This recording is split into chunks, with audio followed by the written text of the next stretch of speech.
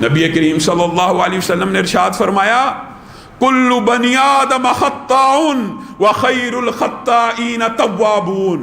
بتائیے گناہ گار، خطا کار، سیاہ کار، اس کو نبی کریم کہہ رہے ہیں کل بنی آدم خطاؤن، ہر آدم کا بیٹا غلطی کرتا ہے، گناہ کرتا ہے، ٹھوکر کھاتا ہے. غلطی سے پاک اللہ نے اگر بنایا تو آمینہ کے لال کو بنایا، کوئی اور غلطی سے پاک نہیں ہے. وَخَيْرُ الْخَطَّائِينَ تَوَّابُونَ.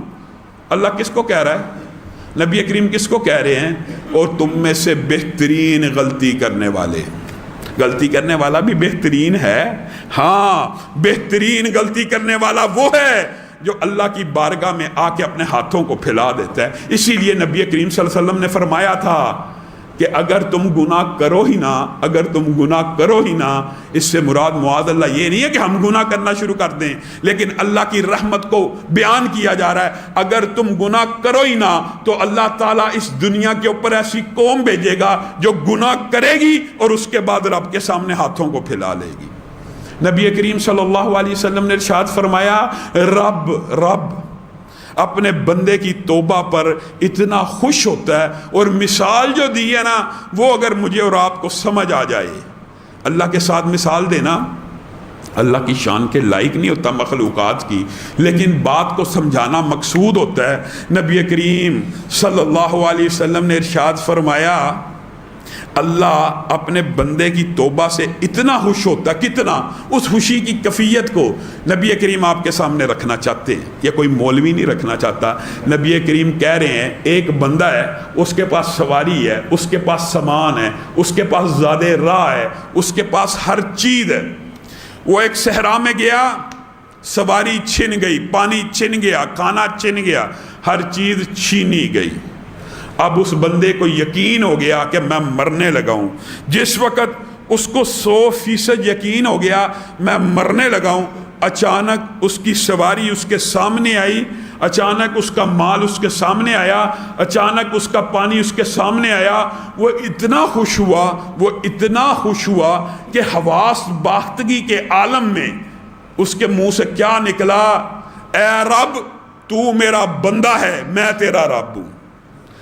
خوشی کے اندر الفاظ الٹ نکلے. معاذ اللہ، اللہ سے مثال الٹ الفاظ کی نہیں ہے، لیکن نبی کریم کہہ رہے ہیں کہ سواری کو دیکھ کر جس طرح یہ خوشی سے نہال ہو گیا، تمہارا رب کسی گناہگار بندے کی توبہ سے اس سے بھی زیادہ خوش ہو جاتے ہیں. بتائیے ہم کس غفلت میں ہیں؟ ہمیں کس چیز نے روکا ہوا ہے؟ اس رحمان رب، یہ جو رحمان رب ہے نا، اس نے زمین کے اوپر اپنی رحمت کا صرف ایک حصہ اتارا ہوا ہے، صرف ایک حصہ، جس کی وجہ سے ماں بیٹے سے پیار کرتی ہے، بیٹا ماں سے پیار کرتا ہے، باپ بیٹے سے کرتا ہے، بھائی بھائی سے کرتا ہے. ہم سارے رشتہ دار، ہم میاں بیوی، جتنی محبتوں کے سلسلے ہیں اس ایک حصہ رحمت کی وجہ سے ہے. حتیٰ کہ چرند پرند درندے، آپ نے پرندوں کو بھی دیکھا ہوگا اپنے بچوں کے چونچ کے اندر دانہ ڈالتے ہیں، آپ نے درندوں کو بھی دیکھا ہوگا اپنے بچوں کو دودھ پلاتے ہیں. یہ سارے کے سارے محبت کے، الفت کے، معدت کے سلسلے ایک حصہ رحمت کی وجہ سے ہیں. تو اللہ تعالیٰ 100 حصوں میں سے باقی 99 حصے کس کے لیے ہیں؟ نبی کریم صلی اللہ علیہ وسلم نے فرمایا وہ تیرے اور میرے لیے، وہ تیرے اور میرے لیے ہیں. ان اللہ یبسط یدہ باللیل. سبحان اللہ، قربان جائیں نبی کی بات کے اوپر، اللہ کی شان کے اوپر. گناہ سارے دن میں کروں، گناہ پورا دن میں کروں، جب رات کا پہر آئے نبی کریم نے فرمایا ان اللہ یبسط یدہ باللیل لیتوب مسیء النہار. ہاتھ تجھے پھیلانے چاہیے تھے، اللہ سارے دن گناہ ہو گئے، اب شام ہوگی معاف کر دو، لیکن تیرا رب اتنی رحمت والا ہے کہ ان اللہ یبسط یدہ باللیل. رات ہوتی ہے تو اللہ تعالیٰ اپنے ہاتھوں کو پھیلا دیتے ہیں اور کہتے ہیں کون ہے جو میری بارگاہ میں آ کے توبہ کرے، میں اس کے گناہوں کو معاف کر دوں. اور ان اللہ یبسط یدہ بالنہار لیتوب مسیء اللیل. پھر ساری رات گزر جاتی ہے، ہاتھ تجھے پھیلانے چاہیے، برائی کے اندر تو گرا تھا، برائی کے اندر تو لتھڑا تھا، لیکن صبح ہوتی ہے اللہ تعالیٰ پھر اپنے ہاتھوں کو پھیلاتا ہے اور کہتا ہے کون ہے وہ گناہگار جنہوں نے ساری رات اپنا منہ کالا کیا، میری بارگاہ میں آ کے معافی مانگے، میں رب معاف کر دوں۔ اور اگر آپ سمجھتے ہیں کہ ہر لمحے میں کہیں سورج طلوع ہو رہا ہے، کہیں سورج غروب ہو رہا ہے، گویا 24 گھنٹے اللہ رب العزت اپنے بندے کی توبہ کا منتظر ہے کہ ایک مرتبہ بندہ اس کی بارگاہ میں آئے اور رب اس کے گناہوں کو معاف کر دے۔ حتیٰ کہ نبی کریم صلی اللہ علیہ وسلم نے فرمایا جو لوگ دنیا کے اندر اللہ رب العزت کی بارگاہ میں آ کے بار بار توبہ کرتے ہیں نا، کل قیامت کا دن ہوگا، اللہ ان کو بلائے گا، بار بار توبہ کرنی ہے۔ یہ غلط فلسفہ ہے۔ ہاں، گناہ رہتے ہوئے اس گناہ سے توبہ نہیں ہوتی، گناہ کو چھوڑنا تو پڑنا ہی ہے۔ انشاءاللہ رات کے دروس میں اس حوالے سے تفصیلی آپ کے سامنے اس بات کو رکھیں گے کہ توبہ کی جو شرائط ہیں وہ کیا ہے۔ نبی کریم صلی اللہ علیہ وسلم نے فرمایا قیامت کے دن بے شمار توبہ کرنے والے کو اللہ تعالیٰ اپنے پاس بلائے گا، کہے گا فلاں گناہ یاد ہے؟ یاد ہے اللہ۔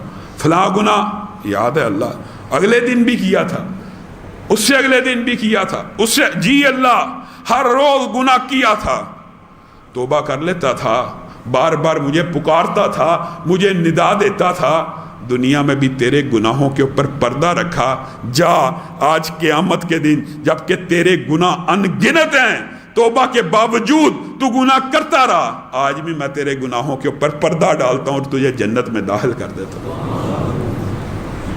میرے بھائیوں، اللہ رب العزت کی رحمت کا اگر آپ نے اندازہ لگانا ہو تو شبیبہ غامدیہ ماعز بن اسلمی کے واقعات کتنے سنہری واقعات ہیں۔ انشاءاللہ ان واقعات کی تفصیلات بھی رات کے دروس میں آپ کے سامنے رکھوں گا۔ صرف شبیبہ غامدیہ کی توبہ کا لوگ سمجھتے ہیں قتل معاف نہیں ہوتا، قتل بھی معاف ہو جاتا ہے، 100 بندوں کا قاتل اس کے گناہوں کو بھی رب نے معاف کیا، کیسے کیا انشاءاللہ آپ کے سامنے رکھیں گے۔ زنا کا گناہ وہ بھی معاف ہو جاتا ہے، شرک کا گناہ وہ بھی معاف ہو جاتا ہے۔ ایک مرتبہ جب انسان اللہ کی بارگاہ میں آتا ہے ہر گناہ معاف ہو جاتا ہے۔ وہ گناہ جس کی سنگینی کا اندازہ یہ ہے کہ 60 سال کی عبادت ایک پلڑے میں رکھی جائے، ایک وقت کی برائی اور گناہ ایک پلڑے میں ڈال دیا جائے تو زنا کا پلڑا بھاری ہو جاتا ہے 60 برس کی عبادت سے۔ یہ شبیبہ غامدی ہیں، یہ اللہ رب العزت نے نبی کریم اللہ سے ڈرنے والی ہیں، نبی کریم صلی اللہ علیہ وسلم کی بارگاہ میں آئی ہیں، آ کے کہتی ہیں طہرنی یا رسول اللہ، اے اللہ کے رسول مجھے پاک کر دیجئے۔ کیا ہو گیا؟ برائی کا ارتکاب کر چکی ہے، تو برائی کا نتیجہ ظاہر ہونے دو۔ یہ نبی کریم صلی اللہ علیہ وسلم نبی رحمت بھی ہیں کہ برائی کا نتیجہ پتہ لگے، اس بچے کا پیدا ہونے والے کا کیا قصور ہے۔ برائی کا نتیجہ ظاہر ہوا، رسول اللہ کے پاس بھاگتے بھی آئیں، اے اللہ کے رسول برائی کا نتیجہ ظاہر ہو چکا ہے، آپ حمل سے ہیں، جب تک بچہ پیدا نہیں ہوگا آپ کو پاک نہیں کیا جا سکتا۔ بچہ پیدا ہوا، شبیبہ نے کیسی توبہ کی، اس غامدی عورت نے کیسی توبہ کی کہ 9 مہینے بھی گزر گئے، دن رات اپنے گناہوں کو یاد کر کے تڑپ رہی ہے، بے چین ہو رہی ہے کہ اللہ اسے پاک کر دے، اللہ اسے طاہر کر دے۔ پہلے دن کا بچہ اٹھائے نبی کی بارگاہ میں پیش ہوگی، اللہ کے رسول میری برائی کا نتیجہ ظاہر ہو گیا، اب تو مجھے پاک کر دیجئے۔ رسول اللہ نے کہا ابھی موقع نہیں آیا پاک کرنے کا، اس کو دودھ کون پلائے گا، اس کی پرورش کون کرے گا، جب تک یہ بچہ روٹی کا ٹکڑا خود نہیں کھائے گا میں تجھے پاک نہیں کروں گا۔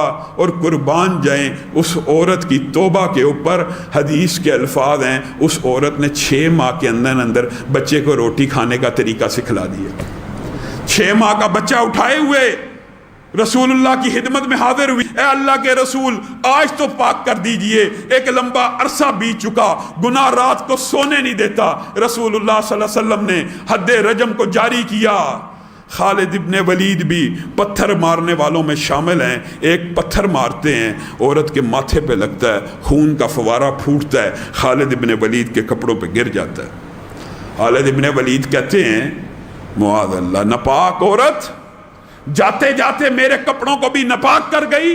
رسول اللہ صلی اللہ علیہ وسلم جو سارا منظر دیکھ رہے ہیں بے چین ہو کے اٹھے، حالت کے پاس آئے، کہا حالت تو نے بڑی کڑوی بات کی ہے، تو نے بڑی تلخ بات کی ہے، تجھے کیا پتا اس عورت نے کیسی توبہ کی ہے۔ اگر ٹیکس لینے والا ظالم فاسق فاجر حکمران جو ہزاروں لاکھوں لوگوں سے ٹیکس لے کے اپنے گناہوں کو بڑھا رہا ہوتا ہے، اگر وہ بھی ایسی توبہ کرے تو اللہ تعالیٰ اس کی توبہ کو بھی قبول کرے۔ اور اسی طرح ایک روایت کے الفاظ ہیں کہ اگر مدینہ کے 70 گناہگار بڑے بڑے گناہگار ایسی توبہ کریں تو اللہ تعالیٰ سب کے گناہوں کو معاف کر دے گا۔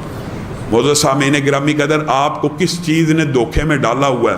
اور یہ جو فلسفہ ہے نا، اسلامی سزائیں، یہ قرون وسطیٰ کی سزائیں ہیں، یہ ظالمانہ اور وحشیانہ ہیں، ہرگز نہیں۔ یہ انسان کو پاک کرنے والی، صاف کرنے والی، معاشرے کی تطہیر کرنے والی، معاشرے میں اللہ رب العزت کے نظام کو نافذ کرنے والی ہیں۔